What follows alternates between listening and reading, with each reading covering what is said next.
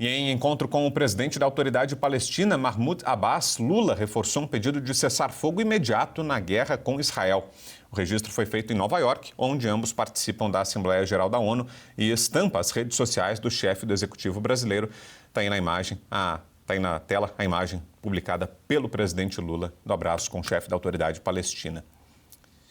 E por determinação do Itamaraty, a comitiva brasileira na Organização das Nações Unidas não acompanhou o discurso do primeiro-ministro de Israel, Benjamin Netanyahu, durante a Assembleia Geral da ONU.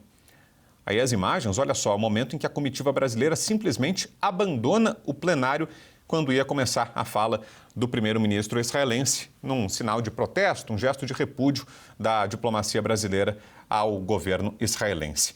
Sobre isso, sobre essa crise no Oriente Médio e outros assuntos aí que estão mapeando o mapa geopolítico, estão permeando aí o mapa geopolítico global, a gente tem um convidado muito especial agora aqui no Jornal do Oeste. Nós vamos conversar ao vivo com o ex-ministro de Relações Exteriores do Brasil, Ernesto Araújo. Ministro, em primeiro lugar, obrigado pela presença aqui, por ter aceitado o nosso convite. Bem-vindo, boa tarde. Boa tarde, Vitor. Obrigado por esse convite da Revista Oeste, cujo trabalho eu admiro muito. Um prazer estar aqui com vocês. O prazer é nosso.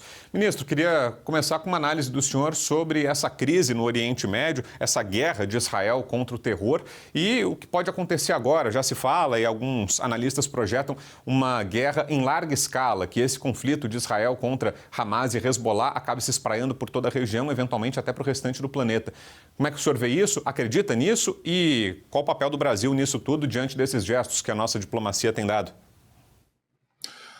Olha, Vitor, em relação a uma escalada do conflito, se o conflito escalar é porque tem países que apoiam o terrorismo, porque Israel não está atacando nenhum país do Oriente Médio, né? Não está atacando o Líbano, está atacando os agentes do Hezbollah no Líbano. Em nenhum lugar Israel tem nada contra o país como tal, o Irã, né? Então, se um país como o Irã, sobretudo, que é quem provavelmente aproveitaria esse pretexto para atacar Israel. Não, então vamos atacar Israel, é porque eles estão se colocando do lado do terrorismo, né? Então, digamos, vestindo uma carapuça. Então, o que o mundo precisaria mesmo seria uma união contra o terrorismo, né, de todos os estados, e infelizmente não é o que a gente tem, né? A gente tem estados que estão do lado do terrorismo. E o fato de que estados que patrocinam o terrorismo tenham assento na ONU e em outros lugares, igual aos países que são contra o terrorismo, isso é um dos grandes problemas, né? Porque isso cria uma blindagem justamente para o terrorismo. O Milei chamou atenção no discurso dele, entre tantas coisas muito importantes que ele falou na ONU, para o fato de que a ONU não tem combatido o terrorismo. E por quê? Porque ela deixa sentar lá países que, enfim, sem nenhum problema, sem nenhuma crítica, países que apoiam o terrorismo, né? E esse é um problema antigo, As Nações Unidas viraram um palco para, digamos assim, passar o pano para o terrorismo. Essa história é longa, obviamente, né? Mas em 1972 houve aquele terrível ataque dos terroristas palestinos na Olimpíada de Munique, que matou atletas israelenses, enfim, que não tinham nada a ver com força de segurança nem nada, né? O ataque em Munique, traumático, né? Se não me engano, logo no ano seguinte, ou 2 anos depois, o Yasser Arafat, que era o chefe da Organização da Libertação da Palestina, que cometeu aquela atrocidade, foi recebido no plenário da ONU, falando nessa mesma bancada aí que os chefes de Estado falam, e aplaudido e tal, né? Então, qual é o sinal que a ONU há 50 anos está passando, né? Olha, tudo bem o terrorismo, né? Tudo bem.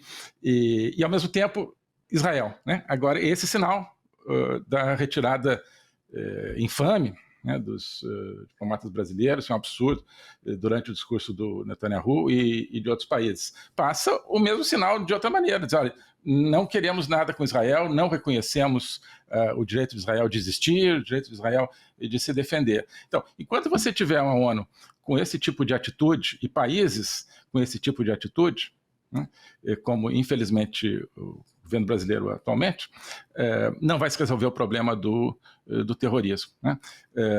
De modo que Israel, acho que está fazendo aquilo que é necessário. Israel não tem opção assim, vamos pensar o que a gente vai fazer. Não, se Israel parar para pensar, vai ser destruída. Boa parte do povo judeu que vive em Israel vai ser destruído.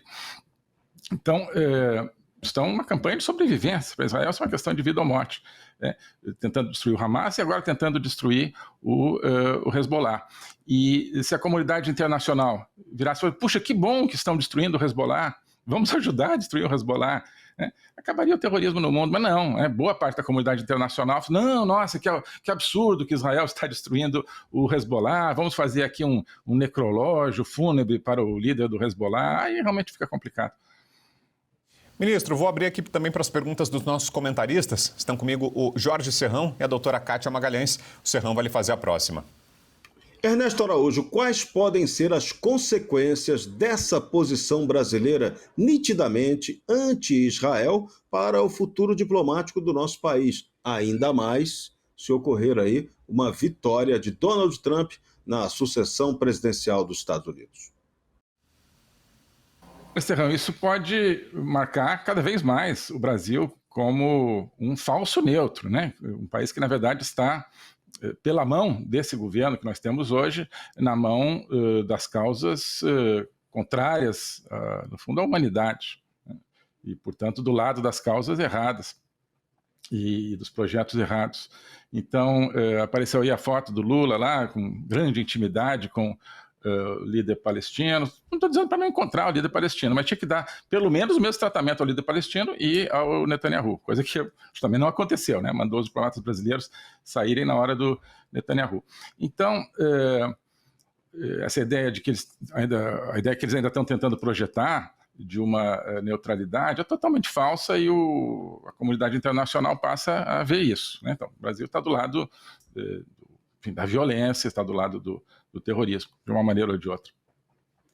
E isso pode ter consequências, sim, porque num governo republicano do Trump, eventual, provavelmente se intensificarão medidas para cercear o terrorismo.